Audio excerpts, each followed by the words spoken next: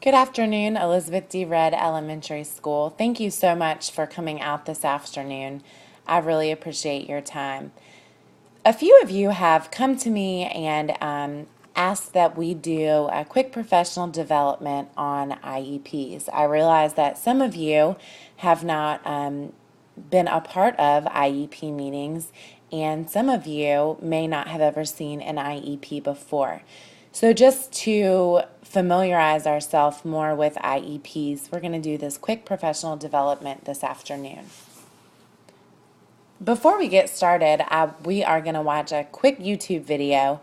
And as you watch the video, I would like for you to think about some of the issues that are going on in the video. And I want you to also think about how you would feel if you were this parent.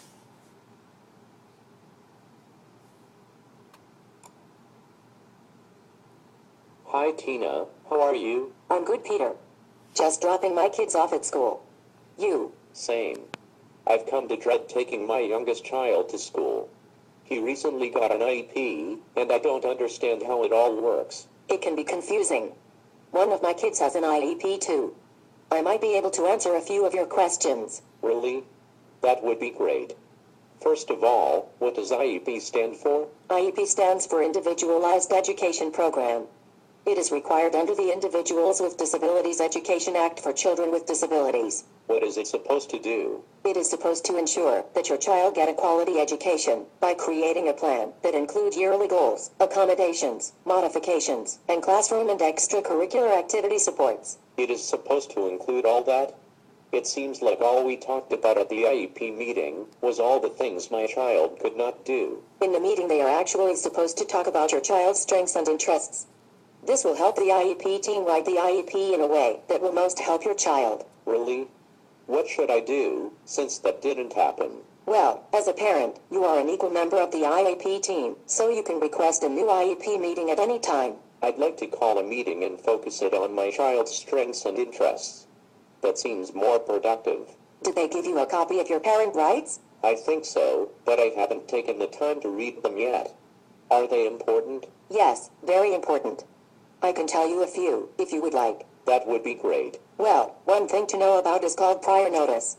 The school is supposed to give you notice, in writing prior to an evaluation, IEP meeting, making changes to services or placement, or before substantial disciplinary decisions are made, to name a few. That's good to know.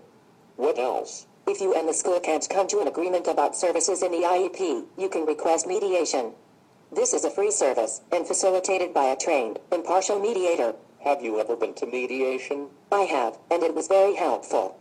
The district and I were able to resolve our differences. It seems as though I need to be more informed and get more information on the IEP process. Where should I go? I would recommend you contact our State Parent Training and Information Center or Community Parent Resource Center.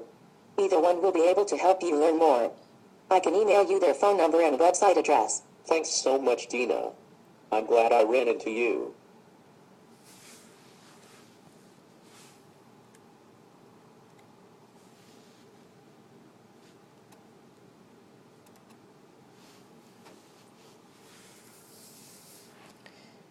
As you watch this video, you can talk to the people at your table for just a few minutes about what you were thinking as you watched it.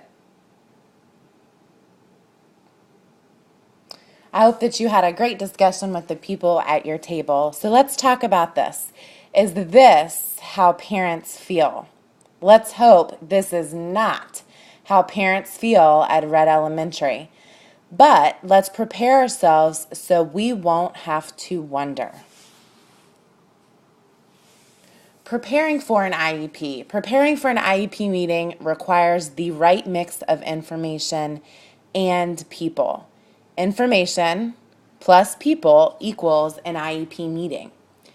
The process and content of the annual IEP begins beyond the evaluation and eligibility determination. Basically, preparing for the IEP requires asking two questions. And those of you that have been in many IEP meetings, you do know that these are the two biggest questions of the meeting. First, what information do we need to make decisions on to write the plan? And second, Who should be involved in the IEP? And what can we do to prepare them for effective involvement?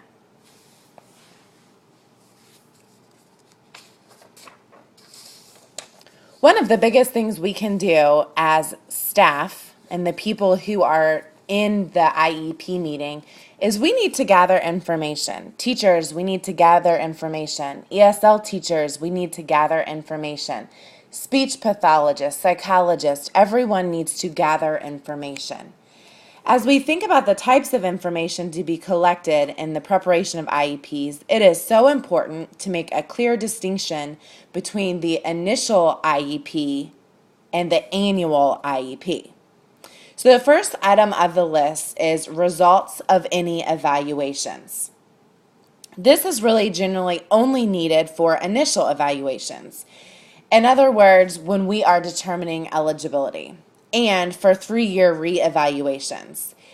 These may include, for example, data around the progress monitoring of interventions and other diagnostic information that teams use in determining eligibility for services. So, for instance, you might use PALS scores.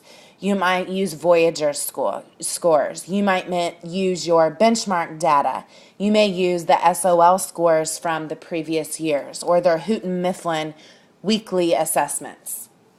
The primary purpose of the annual IEP is to develop goals for the coming year. So this means that the data to be collected needs to be able to help the team gain an understanding of how the student is doing and how previously tried strategies and accommodations have worked for this child. Therefore, the data to be collected can answer some of these questions. And as we go over some of these questions, I want you to think about how you are gathering this type of information for your students who are involved in IEPs. How is the student doing now? Progress monitoring data, samples of student work, parent reports, teacher and student input. Second question, what are the curricular expectations for typically developing peer? Is this student developing as their peers are? 3, what has been tried before? Targeted instructional strategies or interventions attempted? What services and supports are being used as of now, such as accommodations and modifications?